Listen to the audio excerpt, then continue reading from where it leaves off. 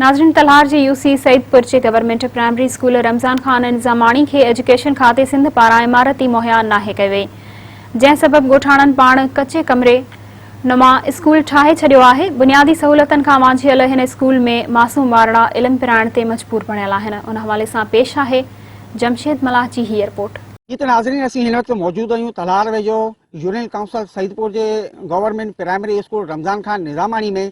ही स्कूल हिन वक़्तु जदीद दौर में हर बुनियादी सहूलियत खां महरूम बणियल आहे, जॾहिं त ॻोठाणनि पंहिंजी मदद पाण तहत हिकु कचो कमरो ठारायो आहे, जंहिंमें ही मासूम ॿार तइलीम पिराए रहिया आहिनि। जॾहिं त ॿारनि जो ज़्यादा हुजण सबबि कुझु जेके ॿार आहिनि उहे हिन वक़्तु ॿाहिरि हिन नटण उर्स में तइलीम पिराए रहिया आहिनि। अचो त इन ई हवाले सां हिते मौजूदु उस्तादनि, शागिर्दनि ऐं हितां जे ॻोठाणनि सां ॻाल्हायूं त हू वधीक इन बारे में असांखे छा था ॿुधाइनि। असांखे सहूलियत इहा कोन्हे, न पाणी जी सहूलियत आहे, न असांखे वॉशरूम जी सहूलियत आहे, न असां वटि बिल्डिंग आहे। असीं हिते 3-4 किलोमीटर अगरि पंधु करे ईंदा आहियूं त हिते असां वटि जॻह न आहे, तंहिंजे करे असीं उस में पढ़ी रहिया आहियूं। न को बाथरूम आहे, न को पाणी आहे, न को स्कूल आहे। असां इन कार्य में पढ़ी रहिया आहियूं।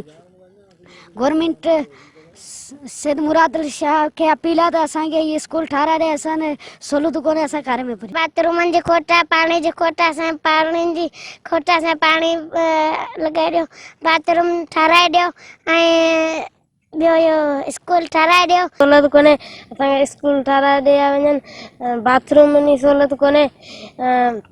मुराद अली शाह खे चयो महिरबानी करे असांखे स्कूल ठाराए ॾे। हिन स्कूल जी पहिरीं ॻाल्हि इहा त बिल्डिंग आहे ई कोन।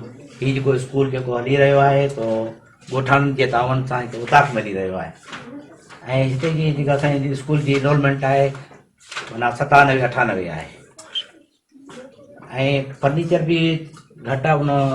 उन जे करे जेको ॿार जेको आहे सो ॿार पट ते वेही तइलीम पिराए रहिया। असां जेको उस्ताद आहियूं हुते, उन खां पोइ असां त कॾहिं बि माना रिटायर थी निकिरी सघंदासीं, पर बुनियादी सहूलियतूं जेके हिते आहिनि कंहिं खे असांजो मुतालबो इहो जेको सो आहे हिते जे MP ने चूंडियल नुमाइंदा जेके आहिनि उन खां वज़ीर तइलीम खां आहे। उन खां अलावा जेको सो हिते डिप्टी कमिश्नर बदीन आहे, ॿारनि खे कान्हे, ॿार वीचारा उस में वेहनि था, के अंदरि जेके उताक में वेहनि था उते ई पढ़ाई के। जीअं त तव्हां ॾिठो हिते फर्नीचर जी तमामु घणी खोट आहे। बिल्डिंग जेका आहे साथ बिल्कुलु कोन्हे। हीअ असां ॻोठाणनि पंहिंजी मदद पाण तरह ठाराई आहे ऐं पाणी पीअण जे पाणी जी खोट आहे। उन खां अलावा हिते ॿारड़ा जेके वेहनि था, कुझु ॿाहिरि वेठा आहिनि पट ते, फर्नीचर जी खोट आहे। त असां सिंध जे वज़ीर आला सिंध साईं मुराद अली शाह साहब ऐं मिनिस्टर एजुकेशन सईद गनी साहब ऐं chief secretary Sindh, secretary education ऐं सिंध जे असांजे ज़िले बदीन जे डिप्टी कमिश्नर ऐं असांजे चूंडियल नुमाइंदनि खां MP साहब खां ऐं MNA साहब खां इहा पुरज़ोर अपील था कयूं। कैमरामैन ज़फ़र अली चांडियो सां गॾु जमशेद अली मलाह, मेहरान TV न्यूज़।